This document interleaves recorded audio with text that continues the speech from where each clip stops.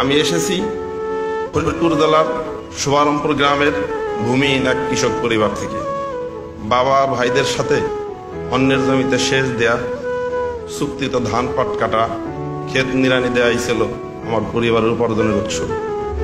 ঝড় বৃষ্টির রাতে ছনের ঘরে চালা উড়ে যাওয়ার ভয়ে ঘুম হতো না আমাদের। সেই আমারই ইচ্ছা ছিল প্রকৌশলী হবার, কিন্তু বিজ্ঞান বিভাগে পড়াশোনার খরচ চালিয়ে যেতে পারবো কিনা সে আশঙ্কা ছিল।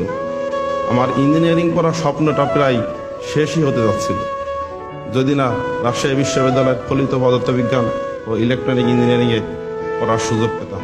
কেননা অর্থের অভাবে কেবল রাজশাহী বিশ্ববিদ্যালয় ছাড়া অন্য কোথাও ভর্তি ফর্ম তুলতে পারিনি।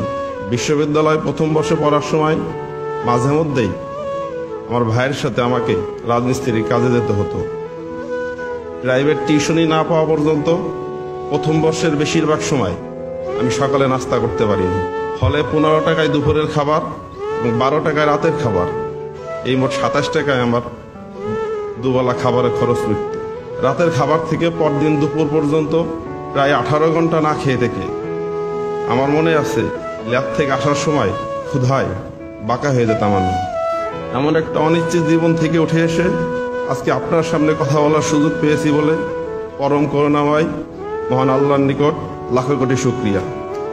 সরকারি চাকরি প্রাপ্তিতে আপনি মেধাকে সর্বোচ্চ অগ্রাধিকার দিয়ে নিরপেক্ষতা, স্বচ্ছতা ও যোগ্যতার মূল্যায়ন নিশ্চিত করেছেন। ফলে 40তম বিসিএস পরীক্ষায় উত্তীর্ণ হয়ে প্রজাতন্ত্রের কর্মচারী হিসাবে জনগণের সেবায় নিয়োজিত হবার সুযোগ পেয়ে মাননীয় প্রধানমন্ত্রী আপনাকে জানাই আন্তরিক কৃতজ্ঞতা। কিন্তু এখানেই গল্পের শেষ নয়। 2020 সালের আগস্ট মাসের 3 তারিখে আমার প্রথম চাকরিতে যোগদানের দিনই আব্বার ফুসফুসে ক্যান্সার ধরা পড়ে। চরম আর্থিক সংকটে যখন আব্বার চিকিৎসা প্রায় বন্ধ, তখন আব্বার চিকিৎসার জন্য সরাসরি আপনার নিকট আর্থিক সাহায্যতে আবেদন করেছিলাম। বিশ্বাস ছিল মাননীয় প্রধানমন্ত্রীর সাড়া পাবো, কিন্তু এত দ্রুত সাড়া পাবো এটা ছিল কল্পনাতীত। অজপাড়াগের ভূমিহীন কৃষকের যে ছেলেটি আজ প্রজাতন্ত্রের নবীন কর্মচারী, জাতি ঋণ পরিশোধের সামান্য সুযোগ সে হাতছাড়া করবে না ইনশাআল্লাহ।